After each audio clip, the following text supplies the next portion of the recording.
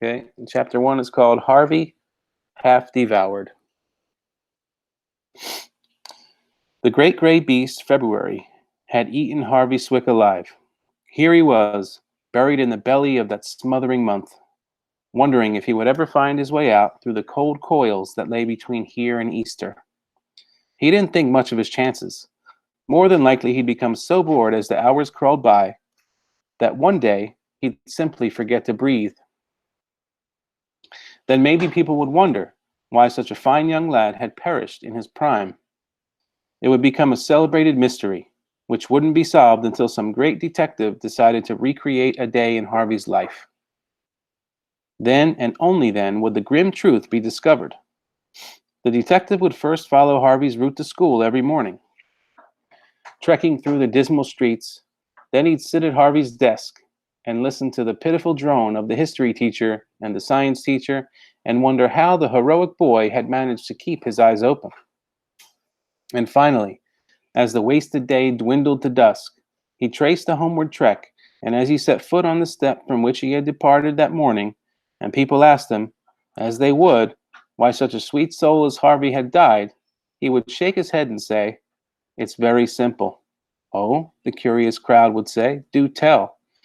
And brushing away a tear, the detective would reply, "Harvey Swick was eaten by the great gray beast February."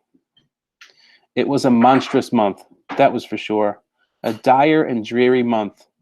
The pleasures of Christmas, both sharp and sweet, were already dimming in Harvey's memory, and the promise of summer was so remote as to be mythical. There'd be spring break, of course, but how far off was that? 5 weeks? 6? Mathematics wasn't his strong point, so he didn't irritate himself further by attempting and failing to calculate the days.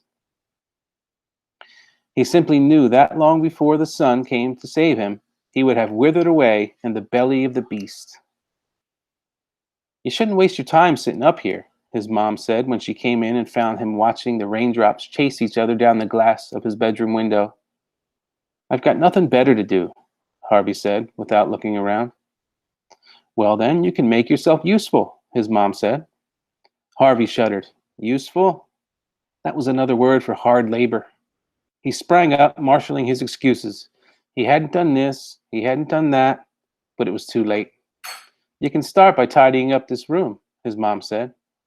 "But don't sit wishing the days away, dear. Life's too short." But that's a good boy.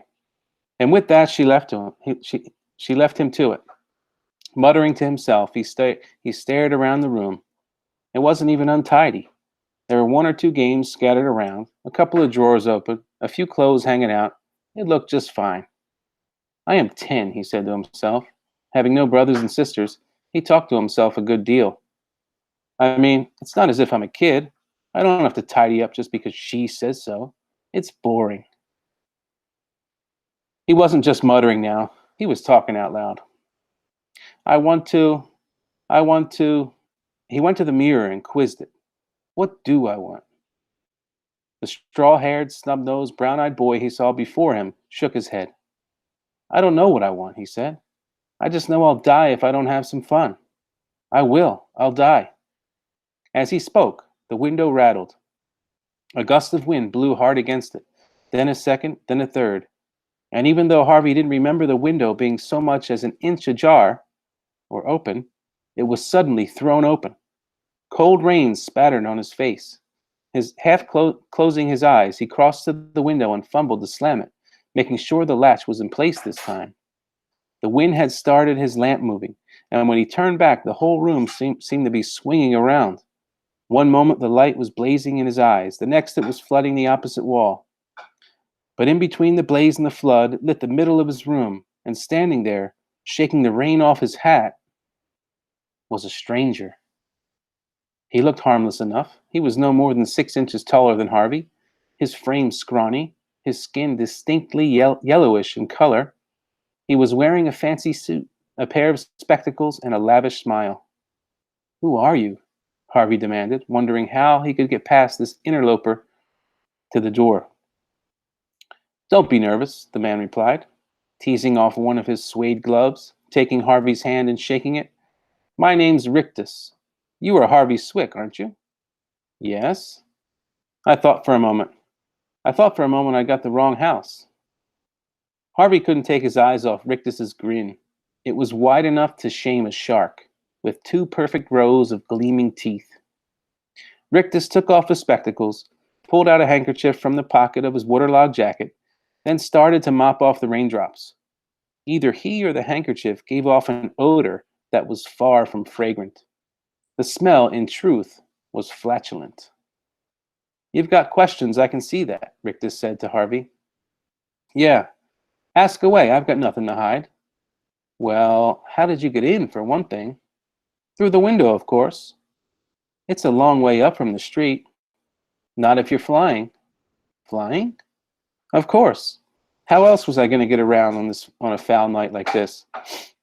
It was either that or a rowboat. We short folk gotta watch out when it's raining hard. One wrong step and you're swimming. He peered at Harvey quizzically. Do you know how to swim? In the summer sometimes, Harvey replied, wanting to get back to the business of flying. But Rictus took the conversation in another direction entirely. On nights like this, he said, doesn't it seem like there'll never be another summer? It certainly does, said Harvey. You know, I heard you sighing a mile off, and I said to myself, there's a kid who needs a holiday. He consulted his watch. If you've got the time, that is. The time? For a trip, boy, for a trip. You need an adventure, young Swick. Somewhere out of this world. How'd you hear me sighing when you were a mile away? Harvey wanted to know. Why should you care? I heard you. That's all that matters. Is it magic of some kind? Maybe. Why don't you tell me? Rictus gave Harvey a beady stare. I think you're too inquisitive for your own good, that's why, he said, his smile decaying a little. If you don't want help, that's fine by me. He made a move towards the window. The wind was still gusting against the glass, as though eager to come back and carry its passenger away. Wait, Harvey said. For what? I'm sorry, I won't ask any more questions. Rictus halted, his hand on the latch. No more questions, eh? I promise, said Harvey. I told you, I'm sorry. So you did, so you did. Rictus peered out at the rain. I know a place where the days are always sunny, he said, and the nights are full of wonders. Could you take me there? We said no questions, boy. We agreed. Oh yeah, I'm sorry. Being a forgiving sort, I'll forget you spoke, and I'll tell you this. If you want me to inquire on your behalf, I'll see if they've got room for another guest. I'd like that. I'm not guaranteeing anything, Rictus said, opening the latch. I understand. The wind gusted suddenly and blew the window wide. The light began to swing wildly. Watch for me, Rictus yelled above the din of rain and wind. Harvey started to ask him if he'd be coming back soon, but he stopped himself in the nick of time. No questions, boy, Rictus said, and as he spoke, the wind seemed to fill up his coat. It rose around him like a black balloon, and he was suddenly swept out over the windowsill. Questions rot the mind, he called as he went. Keep your mouth shut and we'll see what comes your way. And with this, the wind carried him off, the balloon of his coat rising like a black moon against the rainy sky.